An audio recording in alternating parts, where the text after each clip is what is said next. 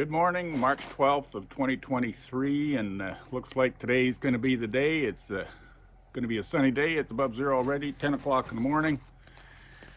So first order of business on this D4 is to shovel out the area underneath where the oil pan goes and drag that oil pan over, prep it up, and get ready to hang it up there, get that oil pan in, and we'll get started at it.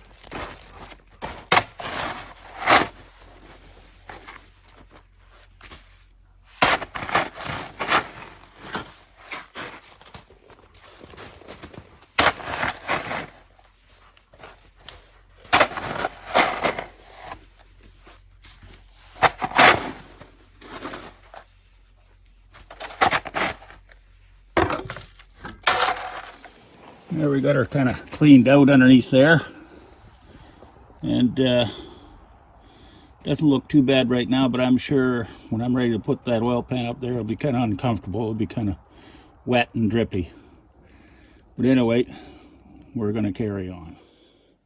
This is the oil pan. It was leaning up against the shed all winter and was kind of dripping and draining slowly. All the sludge has put itself right here at the bottom where it was standing on. So we're going to have to scrape off all that filth and grime and scrape off all this gasket area. It looks like whoever had the pan off before just used regular paper of some sort, Kellogg's box or whatever. So we're going to pull all that off, clean it up. And I'm basically going to use a silicone RTB, I guess it is. Anyway, we'll bring you back when it's cleaned up. Here it is, that oil pan moved over. I got it sitting on a piece of plywood there. Hopefully that's going to slide right underneath. I checked that area, cleaned it up pretty good there. That area where the spring, the oil pan sits on that main spring, and everything seems to be really good there. And I put some RTB quick gasket maker on there. Over here I got, as you can see, there's some straps laid underneath already. I'm just going to work the oil pan in there over top of them straps, pull up on the straps, pull it up into place, hopefully with the forklift and ratchets, etc., whatever it's going to take. I've got these big brackets here already to go. They'll go and sandwich that oil pan up into that big hole at the back of the block there, between the block and that fuel hose there. That'll hold that up, and then I'll get some smaller bolts started up here toward the front, and it should go not bad after that. Okay, we'll bring you on back later. Well, we got it part way up. Looking good so far. Figured I better record some of this before disaster has struck, but it's going up slowly. All you can do with a one-man operation is take it slowly. It's a little out of alignment there, but as it goes in, I line her up a little bit better. Okay, well, we got that oil pan up in there. That was a little bit of a struggle, and it's all bolted down. All the bolts, both sides, the front, the big bolts at the back there, going beyond that big leaf spring. That big bolt there that holds the main leaf spring up, it's just in there. It's not tightened up at all. I'm going to be taking that back out probably and doing some work on the auxiliary spring, but for now they're just sitting in there. That help guide it up into place, which is a good thing. Got all the straps off it. Now we're just ready to put a little oil in the crankcase, top up the antifreeze, and then we'll try to get after it, get her started, see what's going to happen. Well, we got all that oil pan put back on there, and I had to go in and take a break in the house there. It was soaking wet, so Had to change all my clothes. But at least that's over with. It's all in there, and now we're just going to put the antifreeze back in it, and then put some oil in.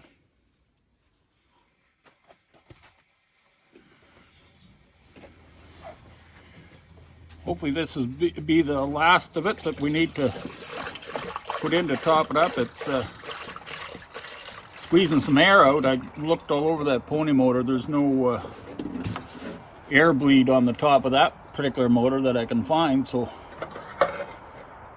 usually these pony motors have a bleeder. You can let the air off.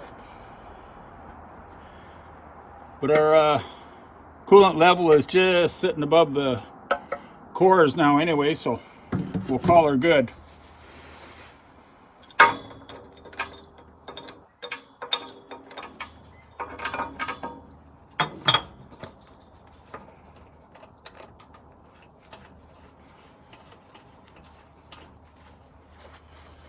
Okay, now we'll go find ourselves the oil. I'm going to just put in the used oil that was drained out and see if we can source out our oil pressure problems before I drain it again and put in some brand new oil and a brand new filter.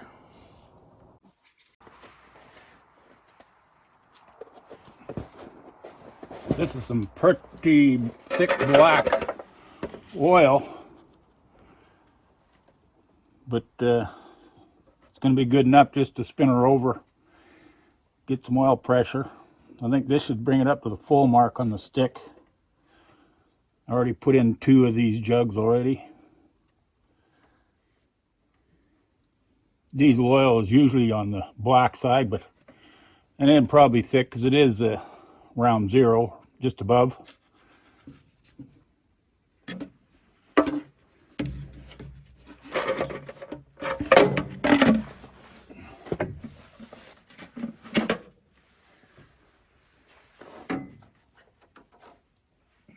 We'll just check, see what we got here. It's above the full line. Yeah, just above it. So there's plenty of oil for what we need to do. Okay, now we'll get to, after checking the oil on the pony motor. And it is above full, so it's good. Should probably change it, but I'll change it after I run it for a bit.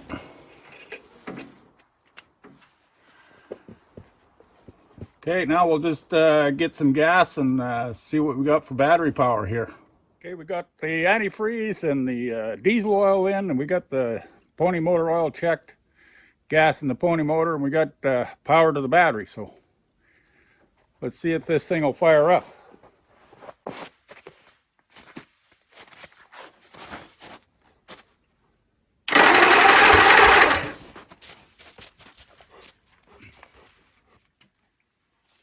Well, I think there's something going on with my solenoid, so I'll just get the booster cables out.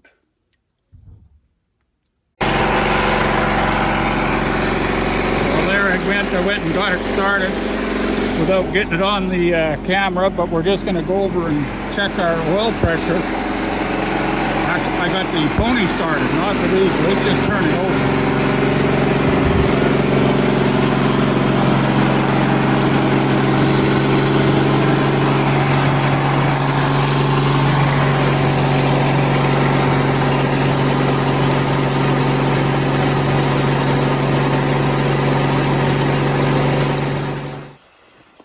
Well, it wasn't going to create any pressure on the gauge, so I shut the pony down and figure I'd just open up this oil filter.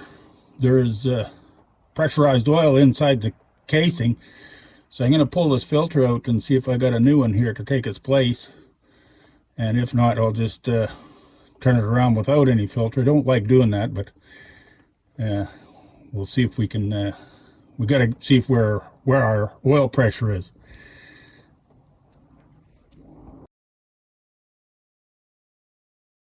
Well, I got a new oil filter for this machine, and made in Canada.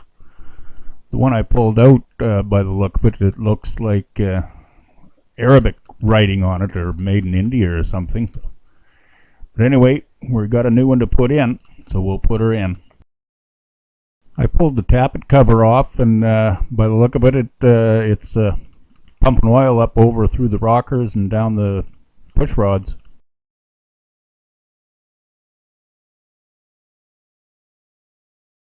My main lens has got a little bit of oil on it, so I'm got the camera reversed there. But I got fuel pressure there, and the diesel is running. It's kind of farting and missing a little bit. I'll bleed off the injectors there before I shut her down. But over here, we still have no oil pressure showing on the gauge. Well, that was a long day and no further ahead. So confirmed that the oil pump was good. Got the pan back on. Pulled that old filter out. I think it was made in India or something. But I did have a new one that was made in Canada. Fit right in there, so that's not the problem. I took the tappet covers off, and it was rolling around there, no oil pressure, but it was pushing oil out through the rocker arms and down the push rods. So the only thing that's left to check out, I think, is the oil pressure gauge, because it never budged at all. So did we get some crap up in there, or it just failed or whatever? I don't know. So I'll check into that. I'll have to dig up a new one. But all in all, got her running, bled off the fuel injectors a little bit. There's a little bit of air in there. It's still kind of a pop to it, I guess, but that's all it's going to be for today, and probably for the next few days I'll have to dig up an oil pressure gauge and go that route, see what's going on, and then I guess hopefully that's going to solve it. It's the only thing else I can think about. Okay, bye for now.